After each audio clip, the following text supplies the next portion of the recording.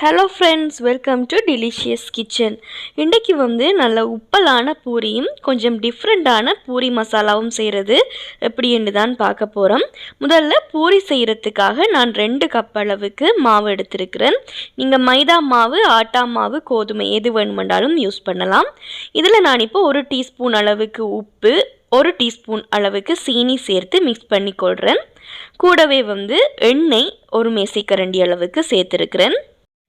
சீனி சேர்க்கிறதால பூரி எல்லா பக்கமுமே ஈவனான கோல்டன் ப்ரௌன் கலரில் வரும். அதோட டேஸ்ட்டுமே நல்லா இருக்கும். இப்போ தண்ணி கொஞ்சம் கொஞ்சமாக சேர்த்து இதை ஓரளவுக்கு சாஃப்டான மாவாக பிசைஞ்சு எடுத்துக்கொள்ளலாம். ஆகவும் சாஃப்டாகவும் இல்லாமல், ஆகவும் ஹார்டாகவும் இல்லாமல் மீடியமாக நாங்கள் இதை பிசைஞ்சு எடுத்துக்கொள்ள வேணும். இந்த அளவுக்கு மாவு இருந்தால் போதும். இப்போ மேலே எண்ணெய் கொஞ்சம் தடவினதுக்கு அப்புறமாக இதை ஒரு அரை மணித்தியாலம் அப்படியே நான் வச்சிடுறேன். எண்ணெய் பூசினா காயாமல் இருக்கும்.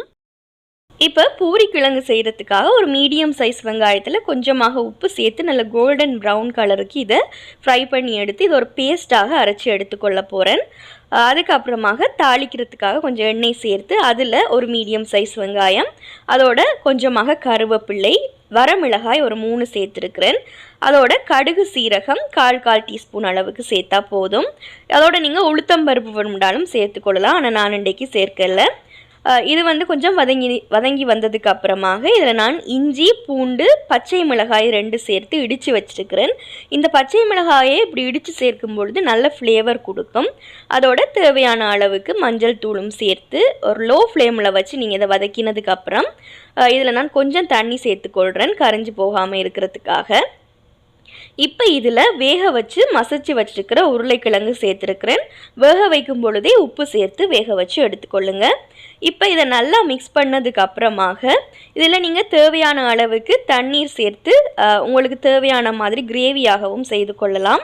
நான் இப்போ இதில் அரைச்சி வச்சுருக்கிற அந்த ஃப்ரை பண்ணின வெங்காயத்தினுடைய பேஸ்ட்டை சேர்த்துக்கொள்கிறேன். இது எக்ஸ்ட்ராவாக ஒரு ஃப்ளேவரை உங்களுக்கு கொடுக்கும்.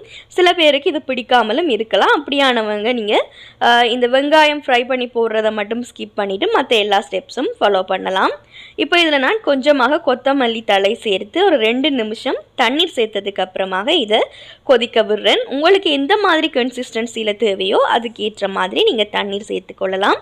இப்போ லாஸ்ட்டில் கொஞ்சமாக கொத்தமல்லி தழை சேர்த்து இறக்கினா இந்த பூரி கிழங்கு ரெடி ஆயிரும். இப்போ அதுக்கப்புறம் நான் பூரி ஃப்ரை பண்ணுறதுக்காக இதை சின்ன சின்ன போல்ஸாக எடுத்து வச்சுக்கொள்கிறேன்.